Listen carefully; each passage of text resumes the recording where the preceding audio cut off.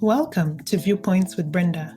I'm your host, Brenda Ntambirwechi, and on this podcast, you'll hear plenty of conversations with African professionals, change makers, innovators, influencers, and entrepreneurs from all sectors. On today's podcast, I speak to Muthoni Waigwa, a creative entrepreneur with over 12 years' experience in the media and entertainment industry.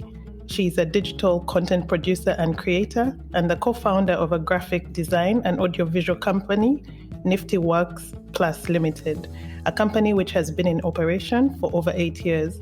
Muthoni is also a podcast producer and the host of Moments with Nderu podcast, which was launched in March 2020.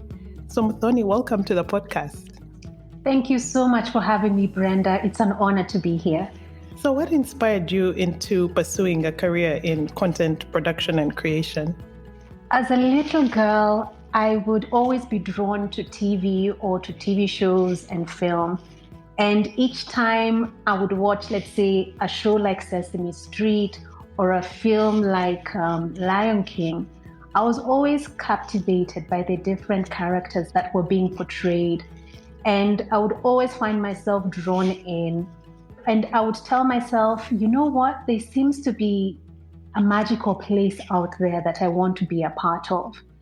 So as time would have it, obviously you grow up and you realize, well, to create such pictures or shows, there's a whole process behind it. So I didn't actually study broadcasting or communications or film. I learned on the job. So once I graduated university, I joined advertising. So I was in account management. And from there, I got to understand how ideas are brought to life, be it a TV commercial or a documentary. And from there, I transitioned into a production company where I was a producer. And being there, I just realized, you know what, I actually want to start my own company with my business partner, who is my sister. And that's how I got into this space. But from a very young age, I knew that I wanted to be part of that world of captivating stories and characters. You know, right now there's such a huge demand from Africans across the continent for originally, culturally edifying African content. And a lot of people believe that the digital space has a great potential to fill this need, since more content is being created and produced for Africans by Africans. Have you found this to be the case? You know, it's very interesting that we live in a time and place where content, as you've said, can be really consumed on the go through social media or digital platforms. So yes, there is a rise on need for African content, but at the same time, the structures that are within this industry, especially in the African continent, don't really support the volume required for people to watch. Yes, we see a rise of Netflix in this space, or we see the rise of Amazon and other platforms creating content for these different markets. There's still a gap in the market where you have these conversations with different people. And let me give an example of Black Panther. For Black Panther, most people saw that it was an example of what Africa can be, and it is a template of what African content can be. But ultimately, Black Panther, from my perspective, was a film created for an international market. It didn't necessarily portray Africa from an African perspective. So I think the irony between, yes, there's a rise for content for the African market, yet at the same time, the people who are purchasing and distributing this content are still skewed to a Western lens. And so it's an ongoing conversation that as content producers are really trying to figure out, how do we just still continue creating content for ourselves? So areas like podcasting and the rise of YouTube creators, it's just giving us a space where we can express ourselves freely and without any limitations. So it's an ironic place to be in where, yes, there's a need for it, but yes, there are limitations still in the way. You actually took my next question right out of my mouth. And, you've briefly touched on, these barriers. So in terms of, you've spoken about structures not supporting the volumes and the consumption and also just the audience. So how do you think these can be solved? Wow, Brenda, such a deep question. Well, for one step that we can do as the content creators or creators in this space is just own our stories, own the content that we create. Instead of waiting for someone to give us permission to create these stories, just go out there and create whatever you feel is necessary or needed for the market. But at the same time, I do understand that bills need to be paid. So you could be a YouTube creator and you've started your blogging, but you're not getting paid for what you're doing.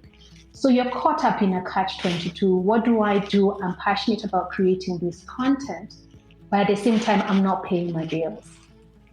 So this is another step that we can take where the industry now creates opportunities for YouTube creators where they can support these small brands, not necessarily supporting bigger brands, but support micro influencers and give them the opportunity to continue sharing their stories.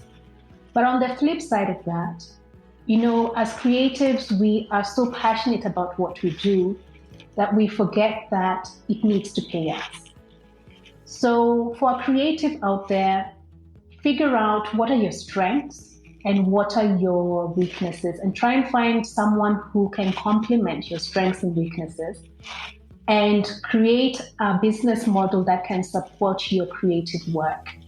So if you are, say, let me give an example, a documentary filmmaker. Yes, you create independent films or independent documentaries, but what are you going to do in the meantime so that your bills are paid? So create an outfit where you are professionally structured as a creative and you can approach now corporates or organizations that can support your documentary work. So in our industry, we call that commissioned work. So look for avenues where you can get commissioned work, but at the same time, you are pursuing your passions and your interests. Because as creatives, we've got to make sure that we get our money's worth. Another way that we can create structures is creating policies at the national level, where these policies support the industry. So for example, South Africa has policies where international production companies can come in and get tax rebates, or they can get, I don't want to use the word discounts, but they can get a discounted rate for, let's say, film permits or other necessities for their production. So I think the African continent just needs to create policies where you just create a conducive environment for these filmmakers, for the creatives, so that they can benefit from their work and they can benefit from a growing industry. Yeah. And you touched on this briefly, talking about social media. How do you find that these rapid advances in technology are changing the way content is created, marketed, and consumed? Well, we are all learning as we go, and the algorithm, I think that's the one thing everyone is just, crying about. The algorithm, why is it working against us? But I just want to let people know, ignore the algorithm. And social media is a tool that can be used to push your content and push whatever you are doing. The one thing that cannot be ignored when it comes to social media and creating content, are you consistent? Posting once in a blue moon won't get your brand noticed, or it won't get your content viewed to the people that you're hoping for it to be viewed. So are you being consistent? And with this content that you're creating, why are you doing it? We can get so caught up with these trends and hype, but at the same time, you don't know why you're doing what you're doing. So for whoever's listening and for whatever brand is trying to create a larger presence in the social media space, why are you creating the content? Yes, you want to target, let's say, a youthful market. Why do you want to target them?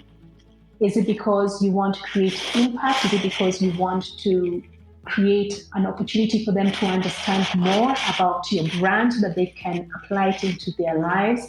Whatever the case may be, I think the intentionality needs to be very key in whatever we're doing in this social media space. Yes, the changes are happening quickly and sometimes we can't even keep up.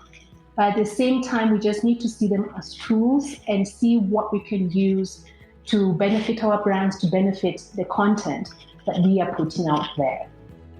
So switching gears a little, I wanted to talk about COVID-19 and just the impact that this pandemic has had on businesses globally.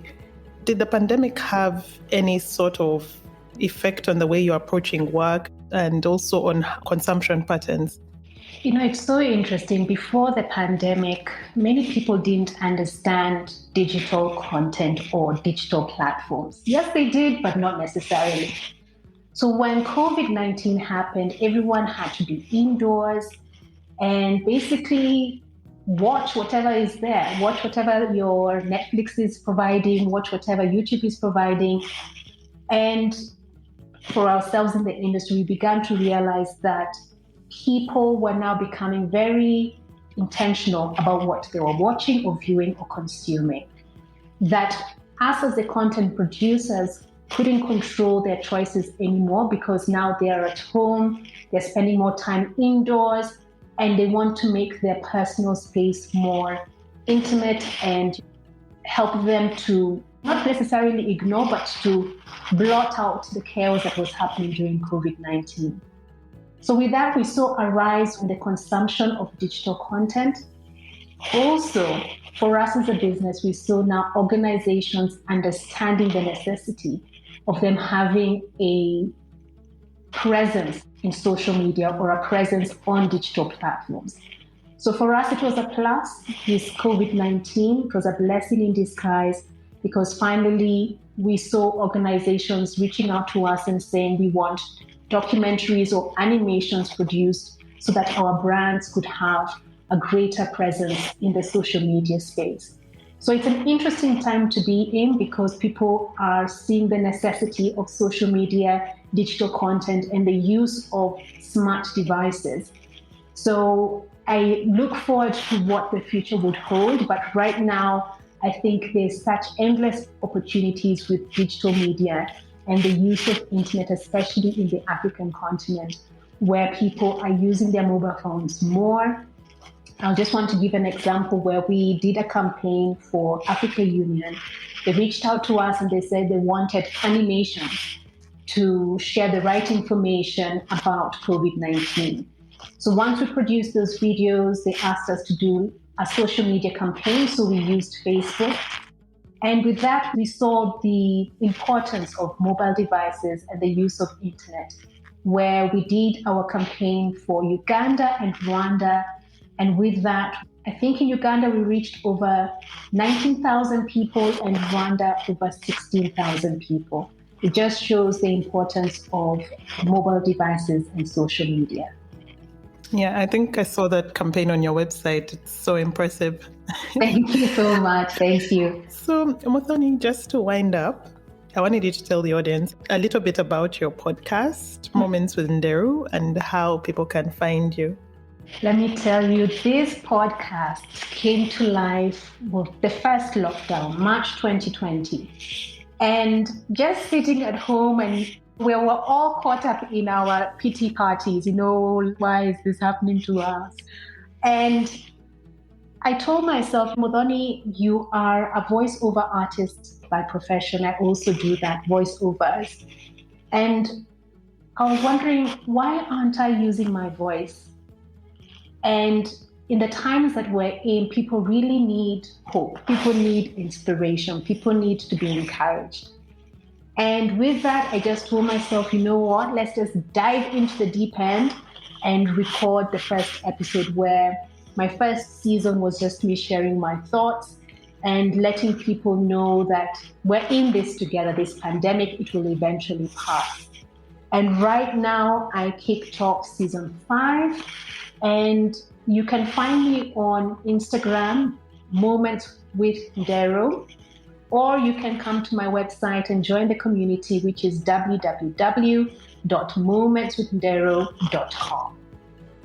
I was saying this to you right before we began that I had no idea that you had a full-time 9 to 5, because I really love your podcast. I actually thought that this is what you do.